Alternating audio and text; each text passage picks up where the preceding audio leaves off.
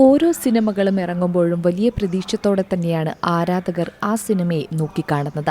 ചില സിനിമകൾക്ക് നല്ല അഭിപ്രായങ്ങളും ചില സിനിമകൾക്ക് മോശം അഭിപ്രായം ലഭിക്കും. എന്നാൽ പുത്തൻ റെക്കോർഡുകൾ സമ്മാനിച്ച് മുന്നേറുകയാണ് എമ്പുരാൻ. ഒരു മലയാള സിനിമയ്ക്ക് സ്വപ്നം കാണാൻ പറ്റാത്ത അത്രയും ഉയരങ്ങളിലേക്ക് കുതിക്കുകയാണ് മോഹൻലാൽ ചിത്രം എമ്പുരാൻ.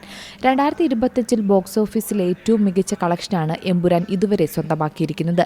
അതായത് റിലീസ് ചെയ്ത് 5 ദിവസത്തിൽ 200 കോടി ക്ലബിലടക്കം ചിത്രം നേടിക്കഴിഞ്ഞു.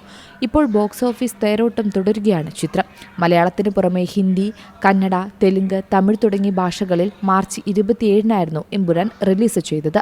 അന്നേ ദിവസം തന്നെ തമിഴ്നാട്ടിൽ വിക്രം ചിത്രം പ്രദർശനമെത്തുകയും ചെയ്തു. വീരധീര ശൂരനായിരുന്നു ആ പടം. വൈകുന്നേരമാണ് സിനിമ റിലീസ് ചെയ്തതെങ്കിലും ബോക്സ് ഓഫീസിൽ മിന്നുന്ന പ്രകടനമാണ് വിക്രം ചിത്രം കാഴ്ചവെക്കുന്നത്. തമിഴകത്ത് മറ്റു റിലീസുകളൊന്നും നിലവിൽ ഇല്ലാത്തതുകൊണ്ട് തന്നെ എമ്പുരാനും വീരധീര ശൂരനുമാണ് തമിഴ്നാട്ടിൽ മത്സരം നടക്കുന്നത്. ഈ മത്സരത്തിൽ ഇരു ചിത്രങ്ങളും ഇതുവരെ നേടിയ കളക്ഷൻ റിപ്പോർട്ടുകളാണ് ഇപ്പോൾ പുറത്തുവരുന്നത്. ഇത് ആരാധകർക്കും ഏറെ ആവേശമുണ്ടാക്കുന്ന ഒരു കാര്യം തന്നെയാണ്.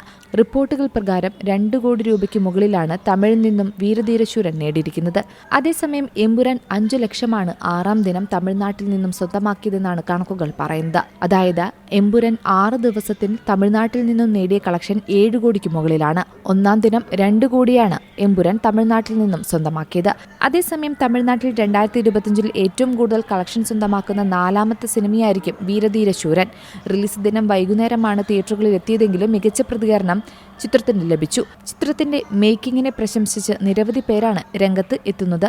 വിക്രമിന്റെ നല്ലൊരു തിരിച്ചുവരവ് തന്നെയാണ് ചിത്രമെന്നും ആരാധകർ പറയുന്നുണ്ട്. എന്തായാലും തമിഴ്നാട്ടിൽ എമ്പുരാനും വീരധീര ശൂരനും തമ്മിൽ കടുത്ത മത്സരം തന്നെയാണ് നടക്കുന്നത്.